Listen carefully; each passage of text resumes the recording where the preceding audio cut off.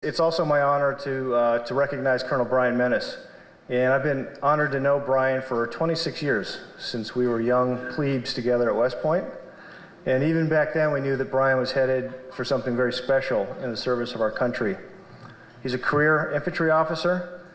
He served in combat in Panama, in Iraq, and Afghanistan. He's been decorated for bravery, where he received the Bronze Star. And most recently, he led the 1st Ranger Battalion for 2 years, from 2008 to 2010, and led them into 2 combat deployments in Iraq and Afghanistan. And I wanted to tell you about a remarkable fact that really encompasses what it means to be a career soldier in today's military. We've been at war as a country for 9 years, starting in Afghanistan in 2001. And over those past 9 years, Brian has deployed 7 times for a total of 48 months. So just think about that for a minute. That's 4 years in combat of the last 9. It's an incredible testament to his personal valor, and also to his family and to the strength of his wife, Kelly, who's with us tonight, for their family to be able to pull together and deal with that.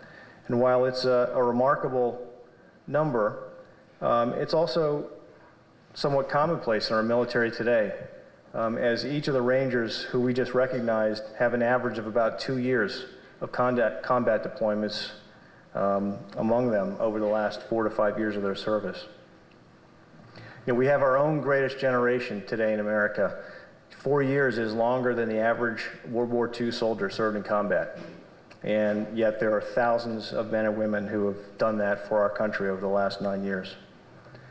So in conclusion, I'd like to present our Valor Award to the men of the 1st Ranger Battalion and to Colonel Brian Menace, who will be accepting on their behalf. The award itself is a guidon, which is a military flag that's used in units to signify the location of the commander. And it's a symbol of leadership, and it's also a rallying point during times of trouble. So with that said, I'd like to say thank you very much to the men of the 1st Ranger Battalion and also to Colonel Brian Menace. Please, Brian.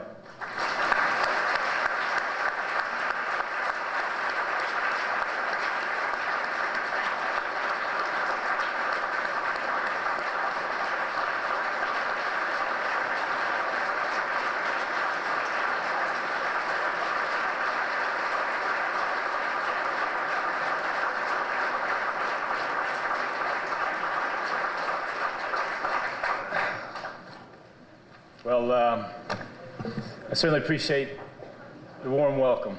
But I can tell you that, frankly, I sort of feel like a turtle on a fence post. I don't know if you've ever seen a turtle on a fence post, or if you know anything about zoology, but usually a turtle getting up on a fence post is not put there by himself. Somebody's got to do that. And as Dave has mentioned, I've had the support of an exceptional bunch of officers, NCO soldiers, community members, family, and friends, and that's what I want to show you a little bit about tonight. Sort of a unique perspective. Kelly and I, who were high school sweethearts back there, were home this summer on leave, and got the family in a car, minivan. I'm a minivan guy, so we're driving. Stop at the local gas station. We've been at 100 times, and there's a friend of ours, Paul. And Paul and Kelly used to date, so I started making small talk with him, and I find out that Paul is not just visiting the station like I was, that he works there. And he explained to me sort of going through some things, hopes to find a job in the future, and all this other stuff. So I get in the car with a little sort of smug look on my face, and Kelly initially recognizes, what are you grinning at?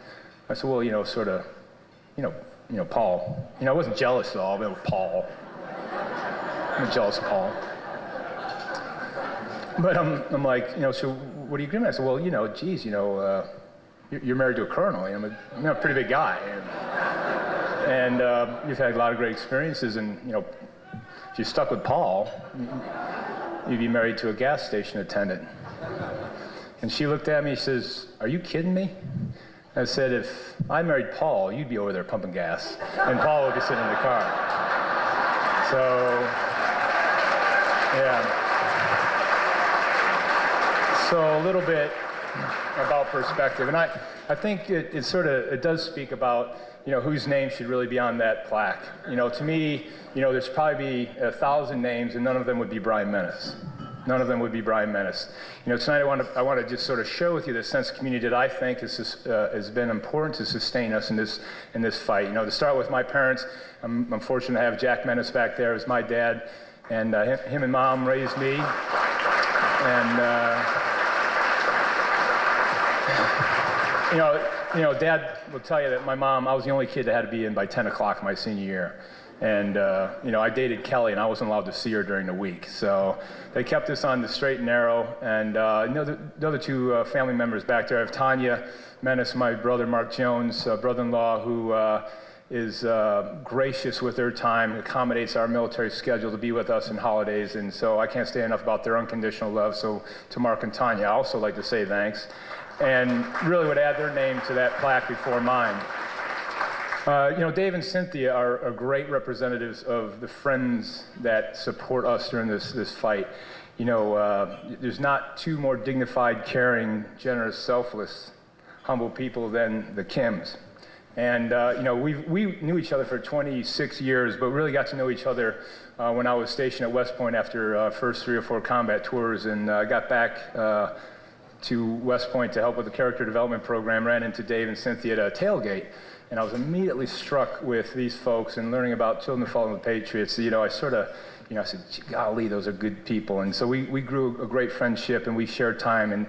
And I can't tell you how meaningful it is for us with our friends like Dave and Cynthia that are constantly encouraging Kelly and I, who support us, sending us notes, making us feel good about our military service. I asked Dave, coming up on 20 years in service, I said, hey, what should I do, Dave? He goes, hey, whatever's going to make you a better officer, that's what you need to do. And so he kept me on the straight and narrow, and he and them are part of the reason that Kelly and I continue to serve. So I just wanted to thank them. I've got a lot of great friends, community members. I was sort of struck by the support that I first saw very intimately in Savannah. I just came from 1st Ranger Battalion, and we were able to host Dave and some friends down there, and he was able to see the love that is sort of given to our Rangers there. Those Rangers generally can't go a week without somebody buying them a beer in their favorite bar. They can't go a week without somebody picking up a tab for coffee. And more significantly, some of my great friends basically saw that the Rangers needed a place to honor their fallen, and built probably the best memorial that I've ever seen, DC quality memorial in the heart of their barracks, that reminds them daily of the sacrifice that their peers and friends have made, and serve to inspire them daily. And so I can't say enough about friends like that, whose names should be there before mine. And then First Bat, obviously fond of those folks, some great representatives here. We have a little banter about which battalion's, of course, really the best. We all know it's First Bat. And since I outrank you guys, tonight is First Bat. So when you share with the guys what's going on. But the Ranger Battalion is unique. To become a Ranger and join our organization, you have to be a 3-time volunteer. You have to join the service, you have to volunteer for Airborne School, and you have to volunteer for Ranger assessment and selection. It's a process that's managed very carefully at the unit. And so we are fortunate. Our Rangers' IQ is 2 standard deviations above the Army's. 2 standard deviation above the general soldier. And generally for a commander, that's generally a good thing, but like all smart children, right? So that we have to be a little bit watchful for the really smart ones. But they're honest to goodness heroes. In that formation, I've been blessed to walk amongst. They are honest to goodness heroes. They come from neighborhoods and families like yours. These are people with opportunity, as Dave described. I had dozens of college graduates. I had dozens of successful business people. I had dozens of athletes who had opportunity but came to serve, came to volunteer to be a part of this, to be a part of us. And, I couldn't be happier with having an opportunity to serve with those people and learn from them. The Rangers are right now and have been continuously deployed. There's 3 battalions. There's one here close to you in Columbus. the leader of the Rangers is Eric Carilla, a personal friend of mine. His wife, Mary Page, is back there, and she keeps the home fires burning with one of the most busy guys I know. But he leads an organization that has 3 battalions. Ours in Savannah, 1st Bat, 2nd Bat's out in Fort Lewis, Washington, 3rd Bat's in Columbus. This organization is the only Army unit that's been continuously deployed since October 2001. So our guys, when we got home, we immediately prepare for our next deployment. Now, our deployments are shorter than most Army folks. They're 4 months, and the reason we do that is to keep their skills sharp and to prevent them from getting tired, because these are the folks who participated in the initial invasion, initial operations to seize Rhino in Afghanistan. They participated in the hunt for bin Laden and trying to sort out things in the Hindu Kush. These are folks who seized the initial airfields in Iraq and basically went north to Tikrit when Saddam Hussein was struggling to keep his army afloat. These are guys who helped find Saddam Hussein, who basically in 2006 contributed directly to the defeat of the Al-Qaeda in Iraq. And these are the folks right now who are on target for you tonight.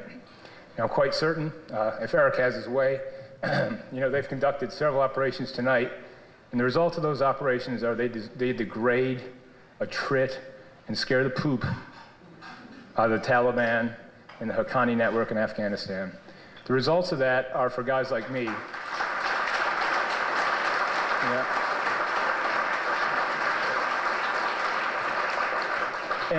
And the Rangers particularly do it with valor, and that word sometimes is sort of used very loosely.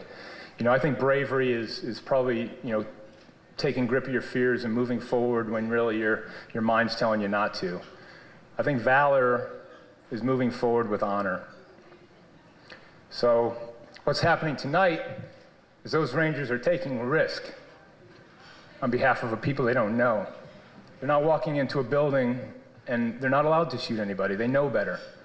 They know that to win this war, it's about the people that we're there and sent to protect. They might not understand them. Unfortunately, they might not respect them completely, but they do understand that it is important that this society, America, this nation, the world, has knights in shining armor. And these are those people. I wear a bracelet, remind me of the sacrifice of 4 of my young men. And those guys, yeah. And those guys went forward and fought with honor. And so I'd be happy to have you walk with us, to see us day or night and participate in that. And not all organizations can say that. And I'm just exceptionally proud of those Rangers and what they've been able to do with us.